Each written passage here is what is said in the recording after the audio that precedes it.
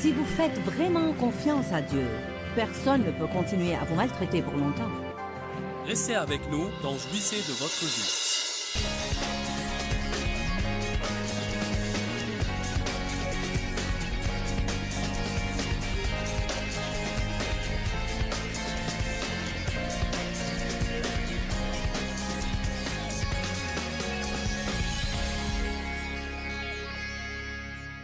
Mon message est intitulé « Soumission à l'autorité ».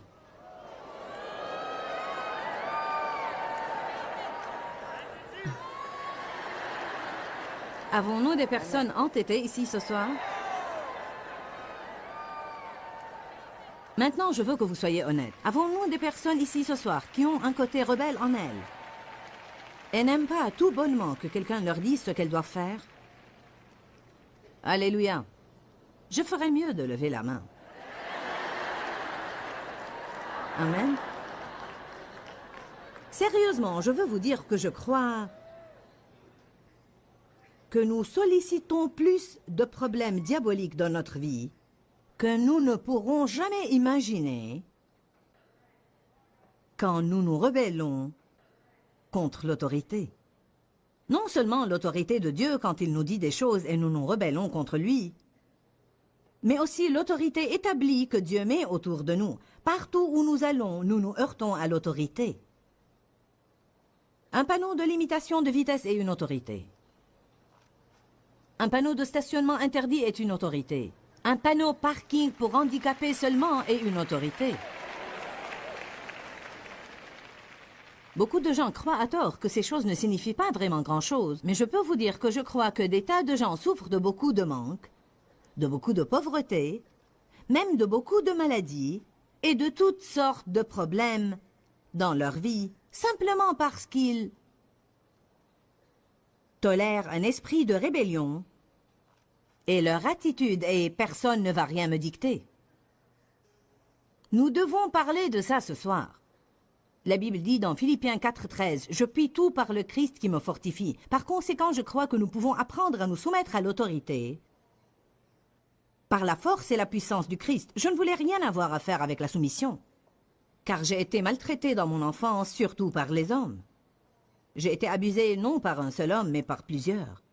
J'ai été déçu par les gens, je ne leur faisais pas confiance. Personne ne m'a jamais témoigné dans ma vie une affection véritable. Je n'avais aucune raison d'espérer que quelqu'un prendrait jamais une décision pour mon bien, parce que je n'avais jamais vu quelqu'un le faire. Et les mots « je t'aime » ne signifiaient pas grand-chose pour moi, car les gens qui m'avaient abusé m'avaient dit qu'ils m'aimaient. Par conséquent, quand je me suis mariée, même à un homme pieux, qui m'aimait vraiment, et qui n'avait aucune intention de me faire du mal et voulait mon bien, je n'arrivais pas, cependant, à me soumettre à n'importe quelle sorte d'autorité, et nous devons avoir une autorité, car sans autorité, c'est vraiment la pagaille. Vous devez comprendre ça. L'autorité est nécessaire. Si nous n'avons aucune autorité, nous allons avoir la rébellion totale et la pagaille, et tout va être un vrai gâchis. Nous aimons tous être responsables, mais c'est un fait que tout le monde ne peut pas être responsable, et Dieu oint, dites oint. Dieu oint des personnes pour être responsables, et il oint d'autres personnes pour les suivre. Au travail, vous devez avoir un patron. À la maison, vous devez avoir quelqu'un qui a le dernier mot. Ça ne veut pas dire que nous ne pouvons pas avoir notre opinion, mais si nous ne sommes pas d'accord, que va-t-il arriver? L'équipe de louange a besoin d'un conducteur de louange. Ça ne va pas marcher de dire à tout le monde de monter ici pour choisir un hymne et le chanter. Nous aimons tous croire que nous entendons de Dieu, mais la chose intéressante, c'est que nous entendons différemment. Alors, qu'allons-nous déduire? Si je disais aux musiciens, choisissez un hymne, priez tous et soyez menés par Dieu. Maintenant, allez, priez vraiment, insistez, et je veux que tout le monde soit inspiré. Gilles, chante ce que tu penses, Charlie, chante ce que tu penses. Et je vais être là et chanter ce que je pense. Et vous, les musiciens, je veux que vous jouiez ce que vous vous sentez mené à jouer. J'ai fait ça. Je les ai amenés tous ici. Et je l'ai fait comme une illustration dans certaines réunions. Et le bruit était une chose que vous ne pouviez guère supporter. Nous devons avoir des dirigeants pour avoir de l'ordre. Cela ne veut pas dire nécessairement que l'un a raison et l'autre a tort. Cela veut dire que quelqu'un dans cette situation particulière doit dire ce qui va être fait et tous les autres doivent suivre. Personne n'aime que quelqu'un lui dise quoi faire. Nous devons surmonter ça, car toute notre vie, quelqu'un va nous dire ce qu'il faut faire. Tout le monde a un patron. Amen. Tout le monde a un patron. Vous devez vous rappeler que la personne qui a l'autorité a aussi la responsabilité. Nous avons 510 personnes qui travaillent pour nous et je suis sûre qu'elles n'aiment pas toujours les décisions que Dave et moi prenons et qu'elles ne sont pas toujours d'accord avec nous. Mais la vérité, c'est qu'elles n'ont pas la responsabilité que nous avons. Alors, ça fait des années que je dis aux gens, si vous n'avez pas de responsabilité, vous n'avez pas besoin d'avoir une opinion. Amen. Lorsque vous n'êtes pas responsable d'une chose, vous n'avez pas besoin d'avoir une opinion. Ou si vous en avez une, gardez-la pour vous, surtout si elle est différente de la mienne. Je ne veux pas dire ça d'une mauvaise façon, mais la vérité, c'est que je ne paye pas les gens pour qu'ils viennent travailler et faire ce qu'ils veulent. Je ne les paye pas pour qu'ils viennent travailler et concevoir ce qu'ils veulent dans les départements artistiques et les départements médias. Je ne les paye pas pour qu'ils mettent ce qu'ils veulent à la télé. Nous les payons pour nous aider à réaliser la vision que nous croyons que Dieu nous a donnée. Et par conséquent, nous devons tous aller dans la même direction. La vérité, c'est que si vous venez travailler et vous faites ce que je vous demande de faire avec une bonne attitude, ça ne veut pas dire que j'ai raison tout le temps. Mais ça veut dire que... Au moins pour aujourd'hui, je suis le patron. Je ne veux pas le dire d'une façon belligérante, mais j'essaie simplement d'expliquer que nous aurions tellement plus de paix si nous faisions juste ce que les gens nous demandent de faire avec une bonne attitude. Supposons que quelqu'un a conçu une chose et qu'elle ne me plaît pas. Ça ne veut pas dire qu'elle n'est pas jolie. Ça ne veut pas dire qu'elle n'est pas bonne. Ça ne veut pas dire qu'elle ne va pas être bonne pour une autre situation, mais ça veut dire qu'elle n'est pas ce que je veux, et je lui paye pour me donner ce que je veux, et non pas pour venir faire ce qu'il veut. Maintenant, il n'est pas sûr que vous aimiez ça, mais...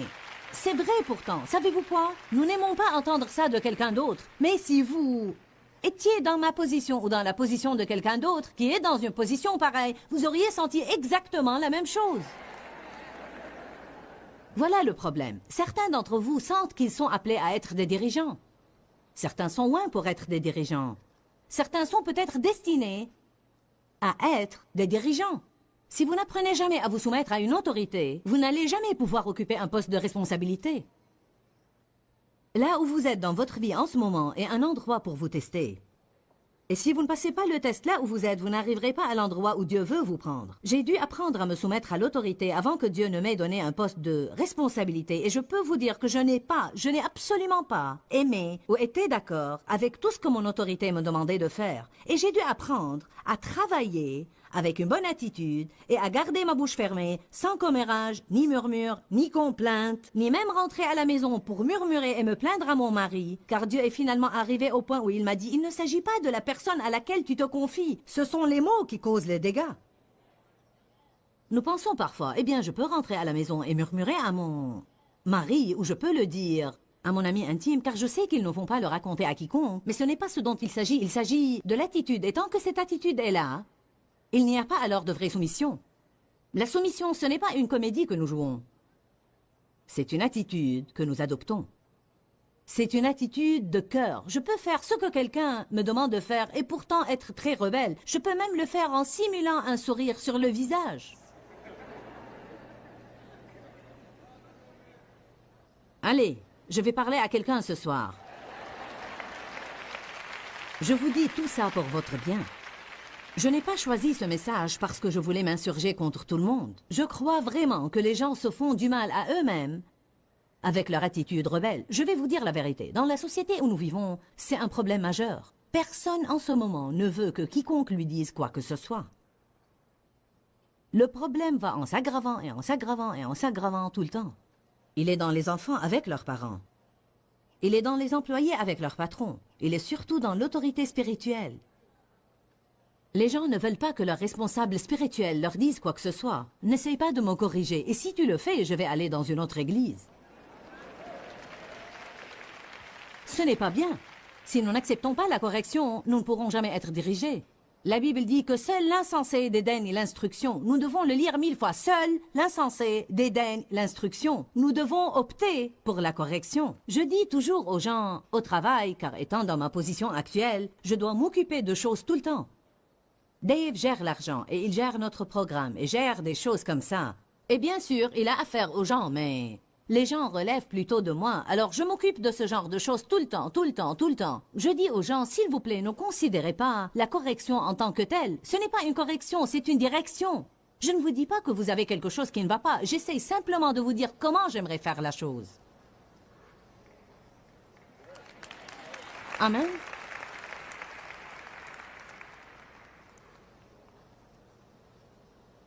Prenez maintenant le deuxième épître aux Thessaloniciens, chapitre 2, verset 7. Car le mystère de l'iniquité, ce principe masqué de rébellion, contre l'autorité établie. Maintenant, qu'est-ce qu'une autorité établie? C'est l'autorité que Dieu a établie. C'est toutes les autorités partout. Ce n'est pas juste une seule sorte d'autorité, c'est le panneau d'arrêt qui dit « arrêtez-vous ».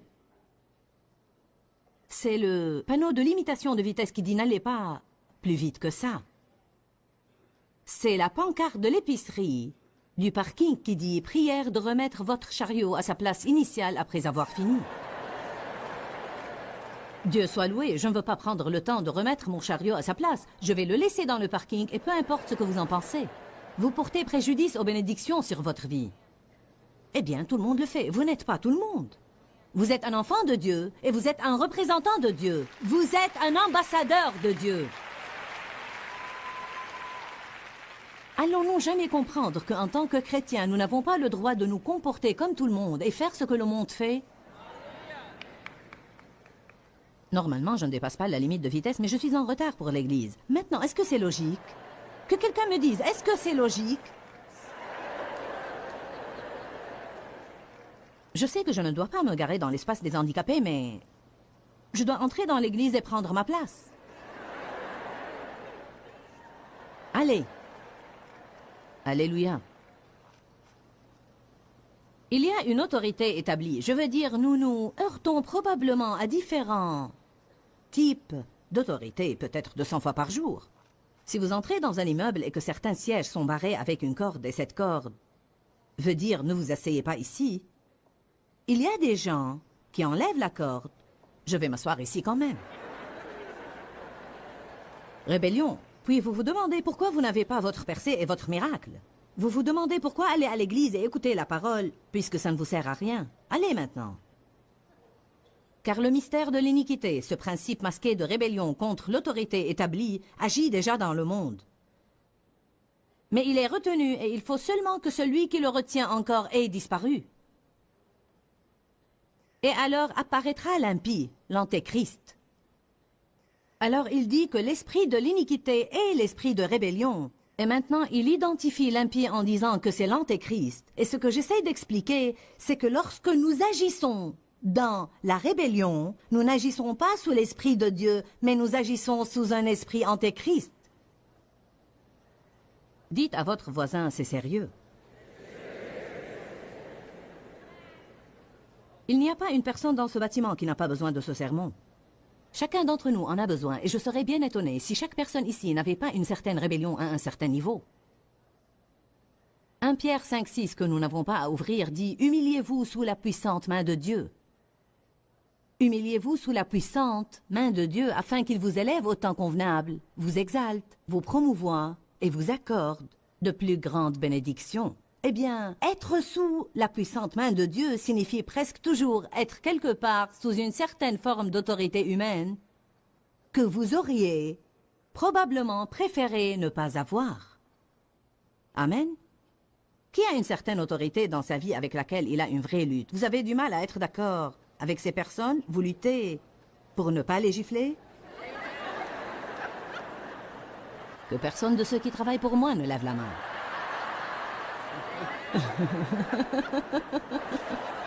À part moi, avez-vous quelqu'un quelque part?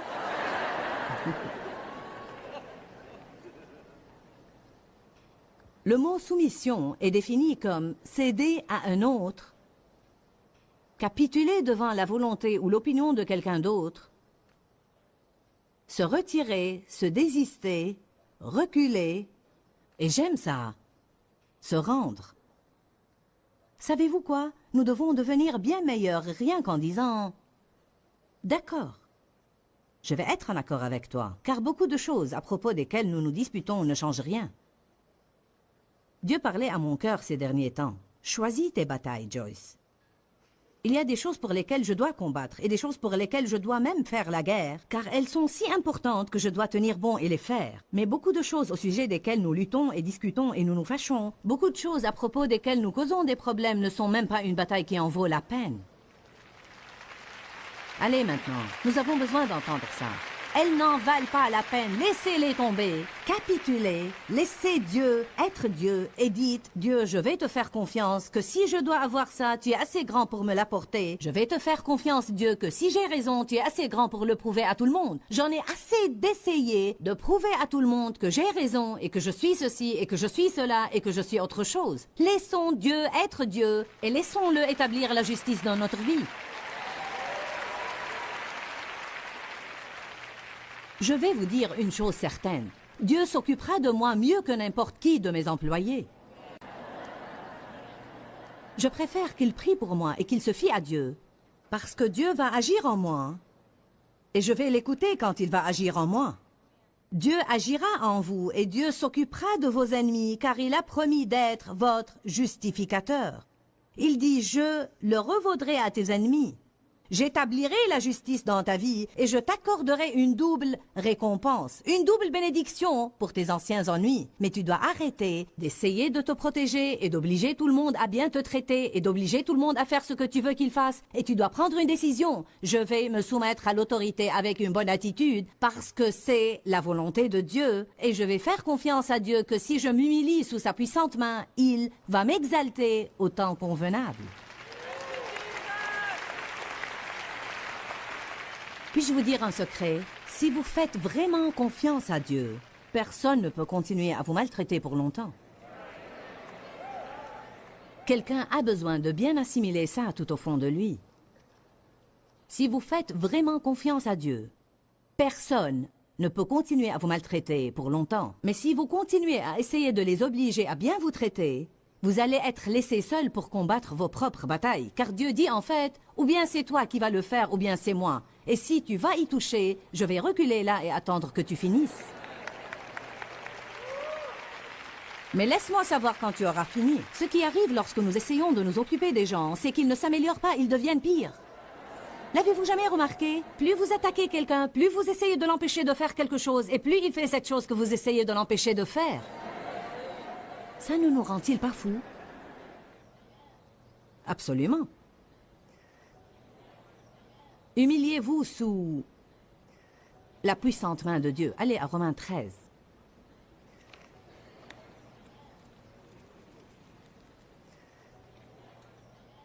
Tout d'abord, c'est une décision que vous prenez vous-même.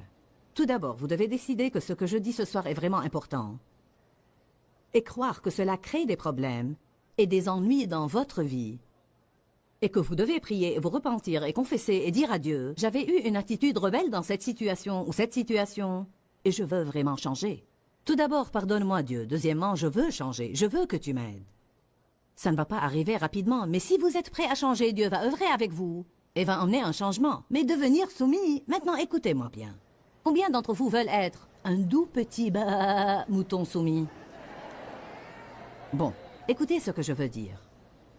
Devenir soumis, avoir une attitude soumise en vous, va exiger que l'on vous demande de faire des choses que vous ne voulez pas faire et apprendre à les faire avec une bonne attitude. Ça ne peut pas être simplement mis en nous. En vérité, je vous le dis, soyez soumis.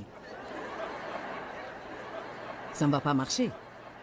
Si vous me dites, prie pour moi pour que je sois soumis, je peux prier pour que vous soyez soumis et je peux vous dire ce que vous allez avoir. Vous allez être sous l'autorité de quelqu'un avec qui vous n'êtes pas toujours d'accord.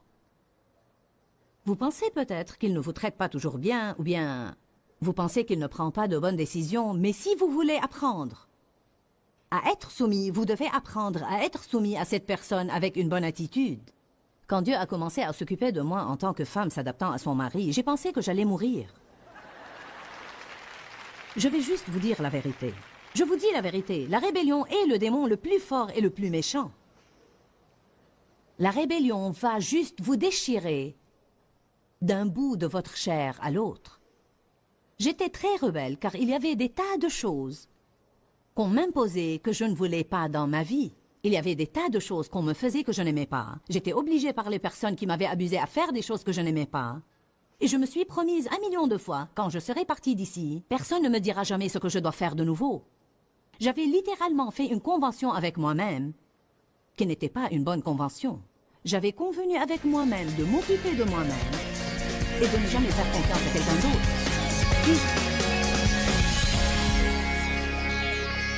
Il n'y a pas beaucoup de gens qui aiment avoir quelqu'un leur dire ce qu'ils doivent faire. Mais si nous voulons vivre sous l'onction de Dieu, nous devons nous soumettre à l'autorité avec un bon cœur et une bonne attitude. La soumission n'est pas une comédie que vous jouez. C'est une attitude de cœur que vous adoptez. Dieu voit votre cœur, alors prenez la décision de laisser Dieu créer en vous un cœur soumis envers l'autorité. Eh bien, pour être vraiment soumis à l'autorité, nous devons d'abord nous assurer que nous sommes soumis à la volonté de Dieu dans notre vie. Et je crois que l'autorité de Dieu se rapporte premièrement et avant tout au salut. Avez-vous fait ce que la Bible vous demande de faire? Et avez-vous accepté Jésus comme votre seul espoir pour aller au ciel? Je sais que je m'adresse à des millions de personnes et beaucoup d'entre vous ont reçu Jésus comme leur sauveur, mais beaucoup d'autres ne l'ont pas encore fait. Certains comptent peut-être sur leurs œuvres pour aller au ciel. Vous pensez que si vous êtes bon, vous irez au ciel, ou si vous êtes ceci ou cela, vous irez au ciel. La Bible dit clairement que pour être sauvé, un homme doit croire dans son cœur et doit confesser de sa bouche que Jésus est Seigneur. Vous devez croire que Jésus est celui qu'il dit qu'il est et a fait ce qu'il a dit qu'il a fait, et qu'il est mort pour vos péchés, qu'il est ressuscité des morts, et qu'il est à présent assis à la droite du Père et veut venir pardonner vos péchés et vivre à l'intérieur de vous. Il faut commencer à lire la parole parce que c'est par la parole que vous recevrez la vie. À très bientôt. Dis-leur que je les aime. Dans ce livret, Joyce Meyer donne une révélation de l'amour de Dieu pour nous. Pour obtenir ce livret gratuitement, écrivez-nous à Joyce Meyer, boîte postale 40095-6300 Larnaca, Chypre. Ou bien visitez notre site web www.joycemeyer.org/fr.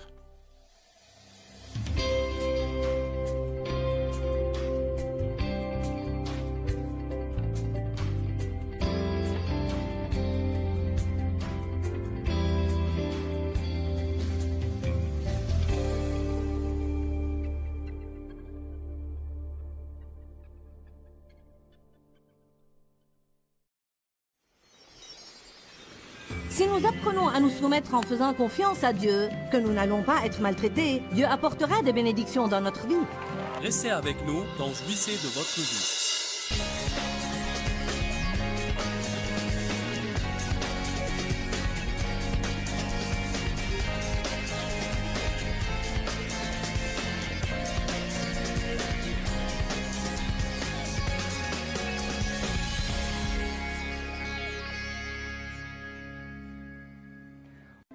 Dieu traitait vraiment avec moi au sujet d'être plus soumise à Dave et de lui parler sur un autre ton, et de ne pas prendre des attitudes, et surtout de ne pas penser que j'étais mieux que lui ou plus intelligente que lui ou que je savais plus que lui. Et je sais que personne de vous n'est comme ça, mais je vais juste vous raconter ma triste histoire. Je me rappelle que je me suis assise dans mon bureau un jour priant que mon ministère prospère. C'était tôt le matin et j'avais toujours mon pyjama et je priais que mon ministère prospère. Et l'Esprit de Dieu m'a dit, je ne peux plus rien faire pour ton ministère avant que tu ne fasses ce que je t'avais demandé de faire au sujet de ton mari. Il n'a rien dit après ça. C'était le silence total. Et j'ai compris que Dieu ne plaisantait pas. Vous savez quoi? Il m'avait donné un intervalle de temps pour guérir, pour être dans la parole, pour le laisser s'occuper de moi, pour le laisser me fortifier. Et maintenant, il était temps pour moi de faire un pas de foi et de commencer à agir. Vous pouvez remettre ces choses pour un certain temps, mais tôt ou tard, si vous voulez être béni, vous allez devoir les faire à la façon de Dieu. Romains 13, 1. Que toute personne soit fidèlement soumise aux autorités supérieures. Car il n'y a point d'autorité qui ne vienne de Dieu, avec sa permission, avec sa sanction, et celles qui existent ont été instituées de Dieu. Maintenant, cela nous pose un vrai problème, car nous pensons, ne me dis pas que tu as mis ce crétin dans cette position. Ne me dis pas que tu as mis ce type dans cette position-là. Eh bien, je ne suis pas sûre que Dieu met toujours les gens dans des positions, mais les positions d'autorité sont de Dieu. Et parfois, même si nous ne pouvons pas respecter la personne, Dieu s'attend à ce que nous respections la position. Et pendant que nous le faisons, Dieu va alors apporter les changements qui doivent être apportés. Maintenant, je ne crois pas que nous devons nous soumettre à quelqu'un qui nous dit de pécher. Je ne vous dis pas que vous devez vous soumettre au sévice.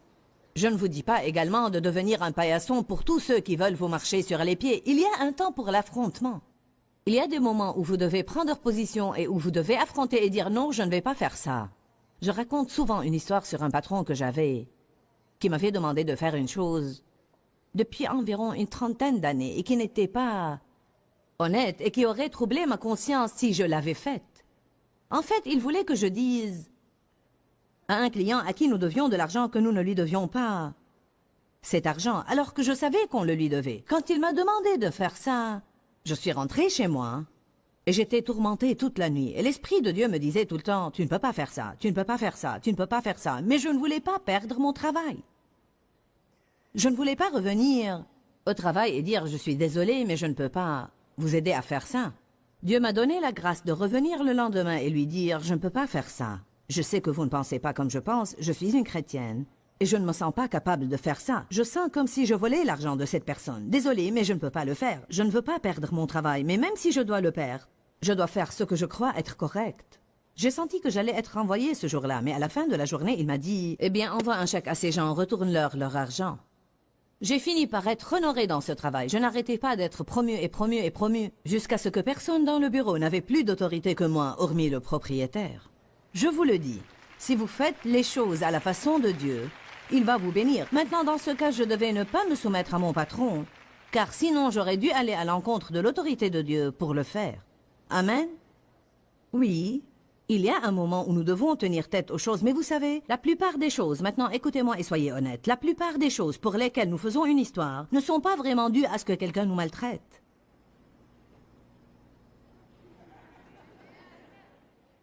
Ce n'est pas dû à ce que nous soyons abusés et à ce que nous soyons maltraités. C'est vraiment quand quelqu'un nous dit de faire une chose que nous ne voulons pas faire, une chose que nous n'aimons pas, une chose que nous n'admettons pas. Notre opinion n'est pas la même que la sienne. Et nous devons apprendre à rester calmes et à dire, Dieu, si cette chose n'est pas ce que tu veux, tu peux la changer. Sinon, je ne vais pas en faire tout un plat. Je vais m'adapter et m'ajuster et toujours ajouter et aide-moi à prendre une bonne attitude.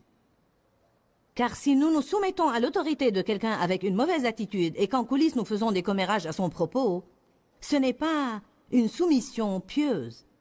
L'autorité est de Dieu. Pouvez-vous le dire tous? Romains 13, 2. C'est pourquoi celui qui résiste et se dresse contre l'autorité résiste à ce que Dieu a établi et organisé par un ordre divin. Dites ordre divin. Voyez, l'autorité est un ordre divin. Peter Marshall est venu nous aider ce week-end dans notre conférence et il a son propre ministère. Et dans son ministère, il est le patron. Mais quand il vient ici, nous lui demandons de faire certaines choses et de ne pas faire autre chose. Par exemple, de respecter une certaine limite de temps ce matin. J'étais très contente de voir qu'il avait consulté sa montre plusieurs fois pour veiller à ne pas dépasser le temps que nous lui avons attribué. Vous savez quoi? S'il avait dépassé le temps que nous lui avions attribué, nous ne l'aurions pas invité de nouveau. Bien des fois, nous claquons la porte à nos propres bénédictions, car, eh bien, je suis menée par l'Esprit de Dieu et je vais faire ce que je veux. Je ne peux pas vous dire combien de fois j'ai demandé à quelqu'un de monter et de partager une chose dans une réunion, et j'ai dit, peux-tu la limiter à 5 minutes? Et il parle à n'en plus finir, et puis il me dit qu'il a été mené par l'Esprit de Dieu. Non, tu ne l'étais pas. Car Dieu m'a désigné responsable de la réunion. Et il ne va pas me désigner responsable de la réunion et puis te dire d'aller à l'encontre de ce que je t'ai dit de faire. Allez, ça vaut plus que ça.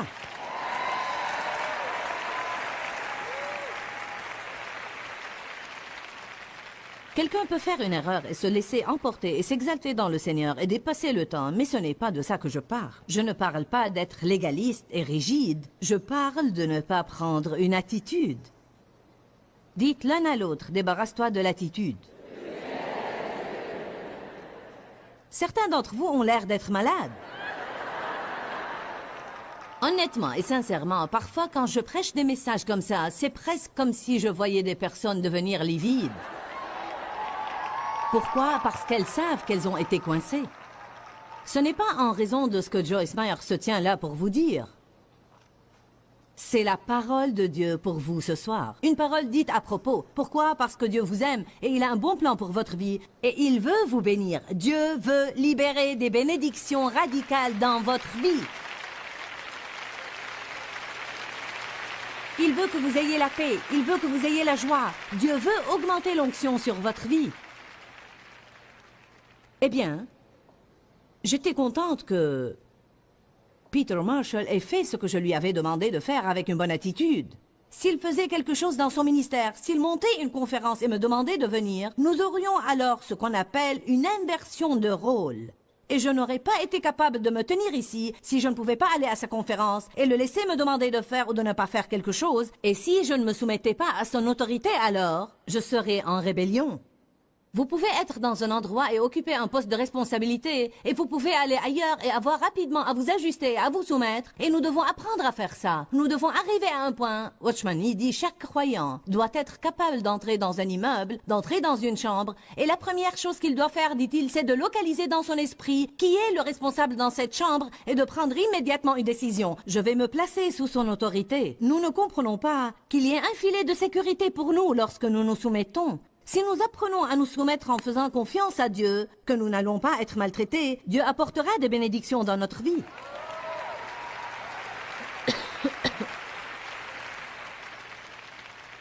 Dave et moi avons 4 enfants adultes et ils travaillent tous pour nous et nous sommes donc très unis. Et je suis vraiment sûre qu'ils se laissent parfois que maman et papa soient le pasteur, que maman et papa soient le patron et que papa et maman soient ceci et cela. Car nous avons plus de contributions dans leur vie que dans des situations ordinaires. Mais d'un autre côté, il y a des bénédictions qui sont impliquées. Vous n'avez pas à diriger la vie de vos enfants adultes. Vous n'avez pas à essayer de diriger leur vie et leur dire que faire de leur argent et quel genre de décision prendre et où vivre et où ne pas vivre et comment élever leurs enfants. Il y a certainement des choses dont je ne dois absolument pas me mêler. Mais je vais toujours être maman et il va toujours être papa et on va toujours avoir une place d'honneur qui nous sera réservée, tant et si bien que si nous disions une chose, ils devraient la respecter et l'écouter. Amen. Nos enfants sont vraiment bons en ça. Parfois, nous avons de petits problèmes, mais nous les résolvons rapidement et nous grandissons et nous avançons. Je ne veux pas le rôle de diriger la vie de quelqu'un, mais je veux bien le respect de ceux desquels je suis censé avoir du respect. J'ai été abusée dans mon enfance et donc je n'avais certainement pas une attitude honorable envers mes parents. Et Dieu a commencé à traiter avec moi au sujet d'honorer mon père et ma mère afin que tout aille bien pour toi sur la terre et que tes jours se prolongent. Et je pensais, comment suis-je censée faire ça? Ne donnez-vous pas l'honneur à qui vous devez l'honneur? Dieu m'a demandé de trouver les choses positives et de commencer à les honorer pour ces choses. Il a dit, tu respires, n'est-ce pas?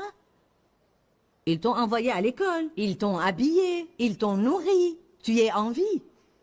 Nous devons trouver une chose pour laquelle nous devons être reconnaissants et commencer à honorer les gens pour ce qu'ils ont fait dans notre vie et non pas les déshonorer parce que nous ne sommes pas d'accord avec chaque petite chose qu'ils disent au fond. Amen. Maintenant, préparez-vous car je vais me pencher par-dessus ma chair et je vais dire ça très sérieusement. C'est ma position de sérieux maintenant. Êtes-vous prêts? La chose que vous n'admettez pas, prenez-la à Dieu et gardez la bouche fermée.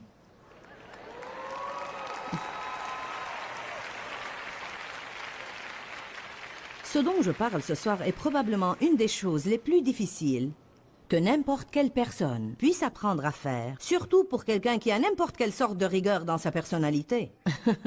Croyez-moi, j'ai une triple mesure de rigueur.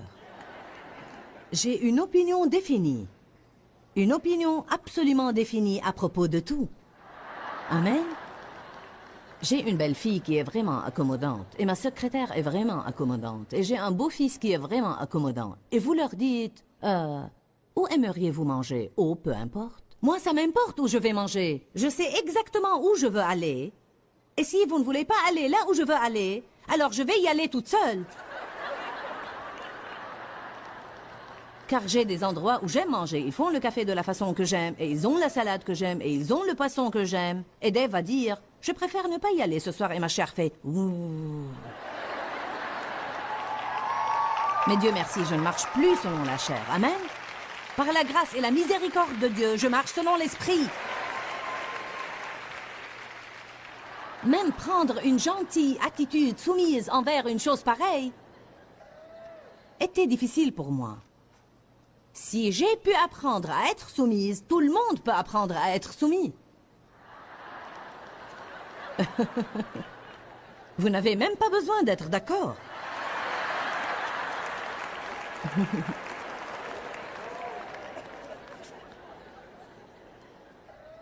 Vous savez, j'ai prié avant de commencer ce sermon qu'à travers la parole ce soir, il y aurait une onction qui libérerait les gens des esprits de rébellion. Car je veux vous dire de nouveau que je prends cette chose très au sérieux. J'essaye de prêcher d'une façon où nous pouvons rire un petit peu pour ne pas avoir une soirée complètement dure. Mais c'est une affaire très sérieuse, et je veux que vous la preniez au sérieux. Et je veux que vous demandiez à Dieu de commencer à vous révéler chaque fois que vous avez une attitude rebelle. Dites attitude. Je ne veux pas uniquement poursuivre mes actions rebelles. Je veux aller plus loin. Je veux poursuivre mon attitude rebelle. Je veux arriver à cette racine, car si je n'y arrive pas, je vais toujours produire des fruits. Allez maintenant. Si je n'arrive pas à cette mauvaise racine dans ma vie, je vais alors toujours avoir de mauvais fruits. Amen. Alléluia. Romains 13, 2. C'est pourquoi celui qui résiste et se dresse contre les autorités résiste à ce que Dieu a établi et organisé par ordre divin. Et ceux qui résistent attireront une condamnation sur eux-mêmes, recevant la sanction qu'ils méritent. Car les autorités civiles ne sont pas à redouter pour les gens qui ont de bonnes actions. Veux-tu ne pas craindre celui qui a de l'autorité? Alors fais le bien, et tu recevras son approbation et ses éloges. Car il est serviteur de Dieu pour ton bien. Mais si tu fais le mal, alors tu dois le craindre, car ce n'est pas en vain qu'il met et porte l'épée. Il est serviteur de Dieu pour exercer sa vengeance sur celui qui fait le mal. Verset 5. Il est donc nécessaire d'être soumis à l'autorité, non seulement pour éviter la colère de Dieu et échapper à la punition, mais encore comme une question de principe et pour la conscience. Je vais lire ça de nouveau. Il est donc nécessaire d'être soumis à l'autorité, non seulement pour éviter, numéro 1, la colère de Dieu, numéro 2, échapper à la punition, mais encore comme une question de principe chrétien, nous devons nous soumettre à l'autorité. Et deuxièmement, c'est une question de conscience. Je crois que lorsque nous avons une attitude rebelle, elle tourmente notre conscience. Notre conscience porte la marque de la flétrissure et nous la dissimulons. J'ai raison, et gna gna gna gna gna gna gna gna gna. Et je ne vais laisser absolument personne me marcher sur les pieds. Mon opinion est aussi bonne que la tienne. Je suis aussi bien que toi. Toute cette camelote que nous pensons. Allez, ne me regardez pas comme si vous regardiez un trou vide là-haut. Amen.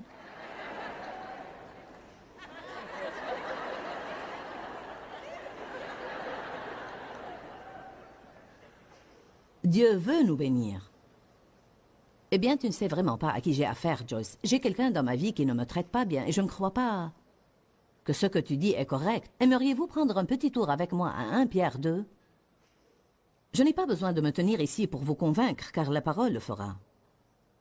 Ce sont ces passages spécifiques qui ont bouleversé ma vie. J'ai essayé tous les moyens du monde pour les fuir et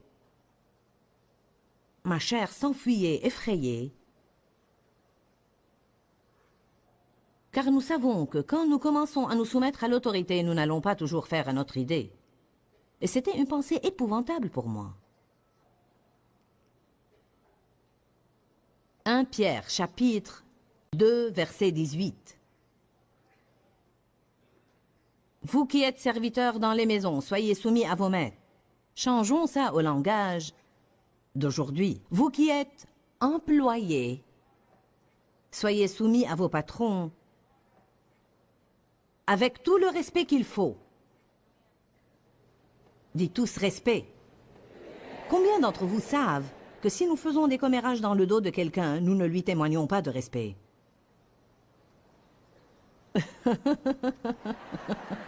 J'ai quelqu'un ici dans cette section qui avait besoin de ça, n'est-ce pas? Gloire à Dieu. Vous ne vous soumettez pas seulement et vous ne témoignez pas du respect seulement à ceux qui sont bons et courtois et raisonnables, mais aussi à ceux qui sont revêches, dominateurs, injustes et malhonnêtes. Pour être franche avec vous, il m'est difficile de croire que le Saint-Esprit ait inspiré quelqu'un pour écrire ça.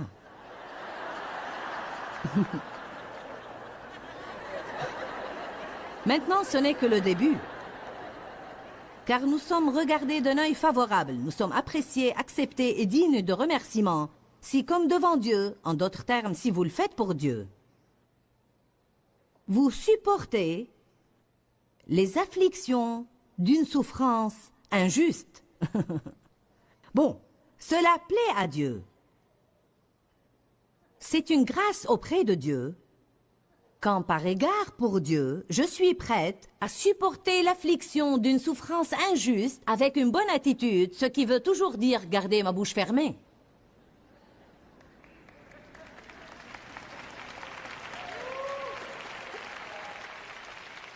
Savez-vous, comme il est difficile d'avoir quelqu'un qui ne nous traite pas de la façon dont nous pensons que nous devons être traités et de ne le raconter à personne hormis Dieu? Maintenant, nous parlons d'une très grande maturité. Ouh! Je le prêche vraiment avec crainte et tremblement. Savez-vous pourquoi? Parce que je subis un test sur tout ce que je prêche. Et la perspective de celui-là ne me réjouit pas. C'est cette partie de la chose dont vous ne vous rendez pas compte. Si seulement j'étais pasteur comme Joyce, non, ne le souhaitez pas. Après tout, quel genre de gloire y a-t-il si, quand vous commettez des fautes et que vous êtes puni, vous le supportez patiemment? Mais si vous supportez patiemment la souffrance qui arrive lorsque vous faites ce qui est bien et qui est immérité, c'est acceptable à Dieu et c'est une grâce devant lui. Et c'est à cela que vous avez été appelés. C'est inséparable de votre vocation. Car le Christ aussi a souffert pour vous, vous laissant son exemple personnel, afin que vous suiviez ses traces. Vous savez quoi? Jésus savait que Judas allait le trahir, et il n'a jamais traité Judas d'une façon différente de celle dont il traitait les autres. Aïe! Lui qui n'a point commis de péché, et dans la bouche duquel il ne s'est point trouvé de fraude. Verset 23, dernier verset. Lui qui injuriait et insultait ne rendait point d'injures ou d'insultes. Quand il était maltraité et qu'il souffrait, ne faisait point de menaces de vengeance, mais il s'en remettait en toute chose à celui qui juge justement. Quel est le résumé de cela? Jésus a enduré des choses injustes. Il a souffert pour des choses imméritées. Il a été mal jugé. Il a été critiqué. Il a été rejeté. Il a été trahi. Et pourtant, il n'a jamais essayé de se venger. Il a gardé une attitude pieuse. Il se fiait à Dieu.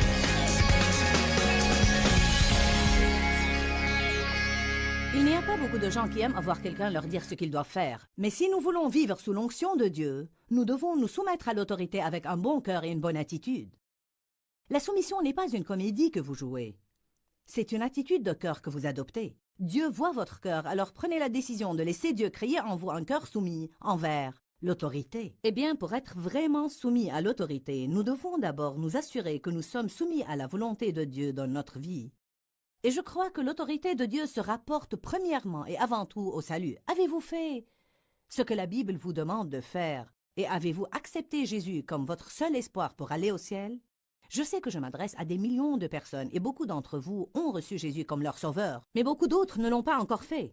Certains comptent peut-être sur leurs œuvres pour aller au ciel. Vous pensez que si vous êtes bon, vous irez au ciel. Ou si vous êtes ceci ou cela, vous irez au ciel. La Bible dit clairement que pour être sauvé, un homme doit croire dans son cœur et doit confesser de sa bouche que Jésus est Seigneur. Vous devez croire que Jésus est